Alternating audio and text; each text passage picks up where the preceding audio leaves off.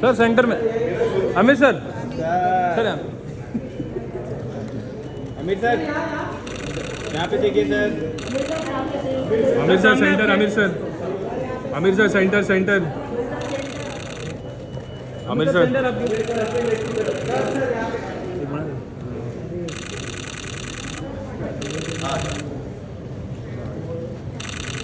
Centre okay sir centre sir Amit sir थोड़ा आगे बढ़ो बहुत पीछे हो गए एक्चुअली थोड़ा आगे आ जाइए। हाँ यस सर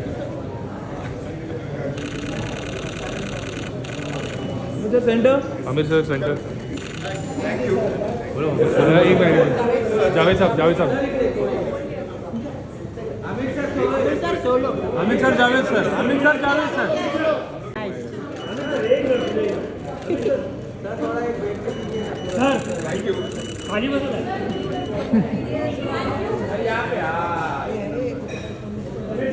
सर यहाँ पे सामने अभी सर सेंटर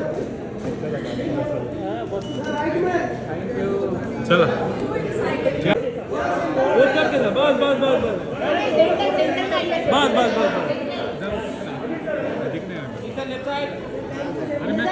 सर आपके राइट में अमित सर राइट में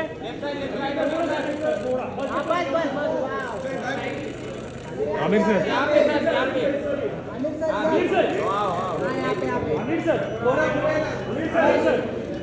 आमिर साहेब इकडे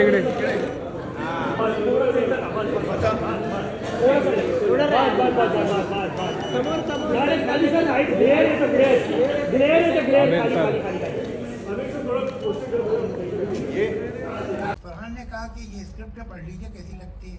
मैंने पढ़ी, मैंने कहा भाई ये 3 हीरो की पिक्चर है, तुम नए न्यू कमर हो, कौन से बड़े हीरो तुम्हारे साथ काम करेंगे? जो 3 एक नहीं मिलता है तुम्हें 3 चाहिए।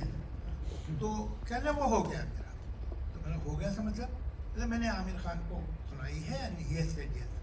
तो तुमने आमिर खान को सुनाई उसने यस कहा, वो तो बाकी यस तो बोलता ही नहीं हुआ। कहने नहीं मुझे तो कहा है।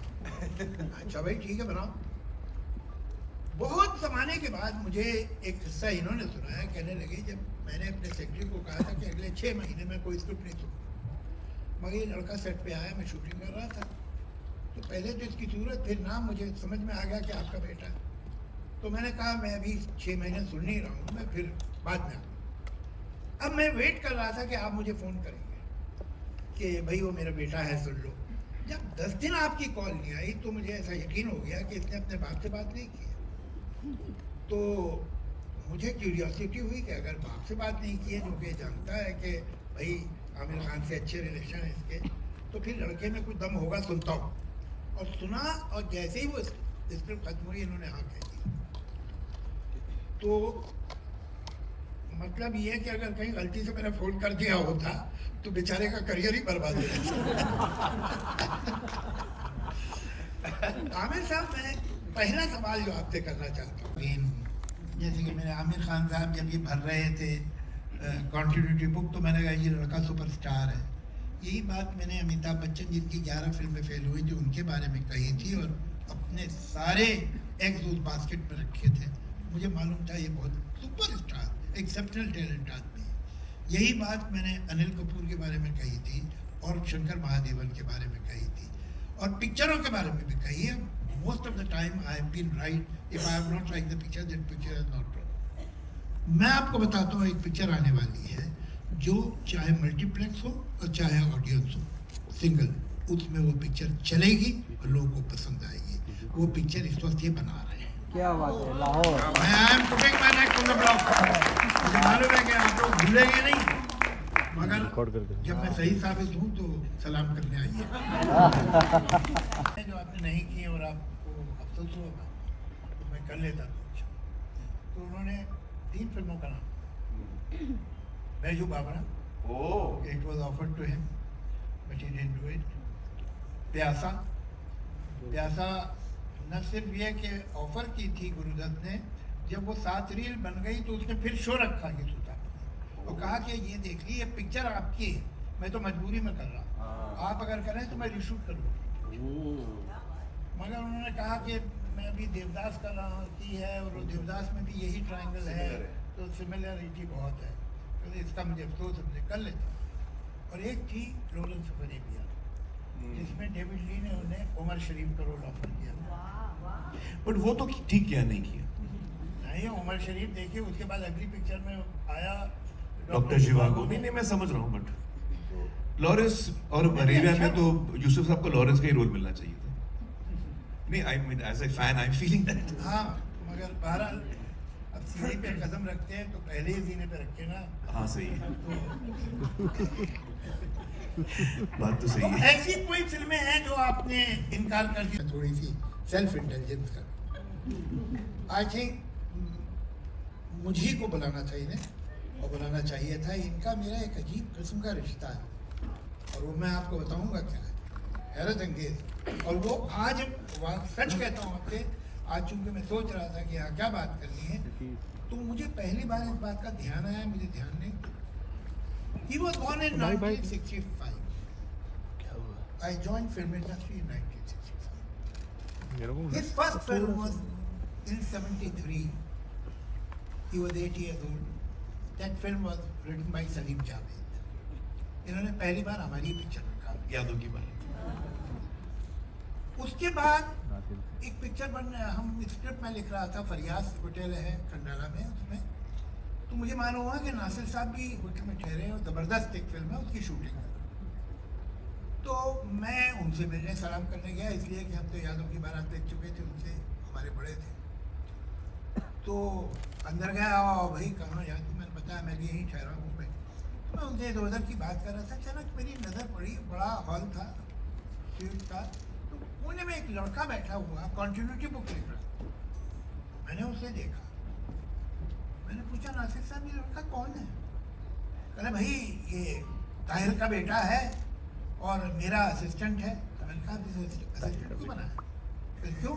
ये तो स्टार है, ये लड़के के साथ आप फिल्म बनाइए, सुपरस्टार है लड़का, ये गवाह इस बात। मैंने ना इनका कोई सीन देखा था। साहब ने सिर्फ एक दफा मुझे देखा, वो मतलब 10-15 मिनट बैठे होंगे आप फिल्म में। I was around 18 years old that time, 18 साल का था। तो नासिर साहब ने कहा भाई तुम ले लो अपनी पिक्चर में। मैंने कहा नासिर साहब इसको आपकी लिखी हुई रोमांटिक फिल्म चाहिए। He should start his career with a romantic film and ultimately that's what happened. अब देखिए इनकी पहली फिल्म जो इन्होंने प्रोड्यूस की वो थी लगान, उसके गाने मैंने लिखे।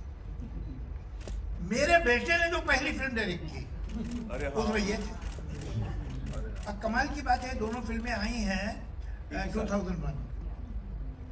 और ये किस्सा क्या हुआ कि फरहान मेरे पास आया, चले जो है कोई 600 करोड़ कर रही है, कोई 700 करोड़ कर रही है, और हमारी भी एक आध जो फिल्में यहाँ चली हैं वो भी डायरेक्ट की हुई है साउथ वालों की। क्या रीजन क्या है? What has gone wrong with our people? Actually मैं इसको साउथ और नॉर्थ देखते ही नहीं हूँ जावेद साहब। For me a person is a person. वो बंदा मुंबई में पैदा हुआ है, यूपी में पैदा हुआ है या चेन्नई में पैदा हुआ है, उसमें कोई फर्क नहीं पड़ता। ये मेरा नजरिया है। According to me the problem we are facing is something different actually. बताइए।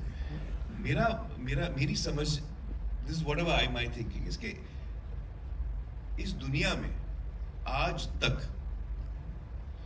जब भी किसी ने कोई चीज बेचने की कोशिश की है कि भाई मैंने ये पैड बनाया है, आप मुझसे ये पैड खरीद लो, 10 रुपए में खरीद लो, तो आप सोचोगे यार ये पैड की जरूरत है मुझे या नहीं है। अगर जरूरत है आप ले लोगे, अगर आपको चाहिए ये पैड आप ले लोगे, और नहीं चाहिए तो आप नहीं लोगे। करेक्ट? ये business is conducted like this. ये एक ही फिल्म, एक ही इंडस्ट्री है पूरे वर्ल्ड में, और सिर्फ हम लोग ये कर रहे हैं। हम क्या कर रहे हैं? हम कह रहे हैं कि भाई ऑडियंस को कि हमारी फिल्म आ रही है, आप आओ टिकट ले लो, और अगर नहीं लिया तो 8 हफ्ते बाद हम आपके घर पे आके ये छोड़ के जाएंगे। ये हमारा बिजनेस मॉडल है। मैं अगर इसमें कुछ भी गलत बोल रहा हूं तो मुझे आप बताइए कि भाई मेरी फिल्म आ रही है, आप आके देखिए, और अगर आप नहीं आएंगे तो 8 हफ्ते बाद मैं आपके घर पे आने वाला हूं, फ्री ऑफ कॉस्ट। फ्री भी नहीं, आप पैसे दे चुके हैं। एक्चुअली आपको शायद याद नहीं, आप पैसे दे चुके, आप मेरी फिल्म खरीद चुके हैं। मुझे नहीं आता एक आदमी को वही चीज 2 दफा बेचना। आपको आता है तो बेच दीजिए भाई, तो मुझे नहीं मुझे आता। बताइए, तो ये इस It's a let me very- complete what I'm saying. Okay. इसमें ऑब्वियस सवाल ये उठता है कि भाई ये फिल्म क्यों चल गई, फिर वो फिल्म क्यों चल गई। अब ये है कि मुझे जरूरत नहीं है। मैंने आपको बिजनेस मॉडल समझाया था, आपको अगर ये जरूरत है तो आप लेंगे, नहीं जरूरत है नहीं लेंगे। अब मैं जाता हूं थिएटर फैंसी के लिए। Earlier I used to go because I wanted to consume film, मुझे फिल्में देखनी थी, पहले मैं इसलिए जाता था। अब तो मैं कहीं पे भी देख सकता हूं, अपनी जेब में आइटम है, मैं देख सकता हूं, कहीं जाने की जरूरत नहीं मुझे। अब मैं आ रहा हूं क्योंकि अब मुझे मेरा मूड आने का, उस पर आप बिजनेस मॉडल नहीं खड़ा कर सकते जावेद साहब। आप बिजनेस मॉडल खड़ा, गाड़ियां बेच रहे हैं आपके, भाई मैंने एक गाड़ी बनाई, आप गाड़ी खरीदो, नहीं लोगे तो आपके घर पे ड्रॉप कर दूंगा, ये कोई बिजनेस मॉडल हुआ? आप बताइए मुझे। तो we have killed our own business. नहीं, it's a very, very good argument. How can I sell the same thing to you twice? I don't know. I appreciate that. But the fact remains that there are certain people who are doing it and collecting money which is totally unprecedented. वो कैसे कर रहे हैं? कोई तो reason होगा ना। उनकी भी फिल्म आएगी, आपके घर आ जाएगी बाद में फ्री, मगर लोग उनकी फिल्म देखने जाते हैं। वही तो मैं कह रहा हूँ, इस वक्त फैंसी पे डिपेंडेंट है ना। ये why we are out of fancy? Well, I think that one of the reasons also is that जो हिंदी में जो writers और directors हैं, perhaps they have been trying to entertain an audience which is slightly more, I don't know, finer. Is that the way to put it? They have forgotten their roots. जो basic emotion होता है, जो बहुत ही थका लेता है, the sharper emotions, you know, there are finer emotions and then there are baser emotions. Revenge is a strong emotion. It's very easy to provoke also, it comes out very strongly. But doubt is an emotion which is a very halka emotion, a doubt. I'm trying to create doubt I'm trying to, show you what doubt is. So it's a less attractive emotion. Anger, love, revenge. I'll say yes and no. ये सही बात है कि सलीम जावेद ने revenge तो निचोड़ के फेंक दिया, ये सच है। उसके बाद उसकी लॉ ऑफ डिमिनिशिंग यूटिलिटी उस पर लग गई थी। लेकिन ये जो कहानियाँ बहुत बड़ी हिट हुई हैं ना, ये सब रिवेंज की कहानियाँ हैं, इनमें रिवेंज है और बहुत स्ट्रॉन्ग ड्रामा है। Why we have हमारे ये कि साहब हाँ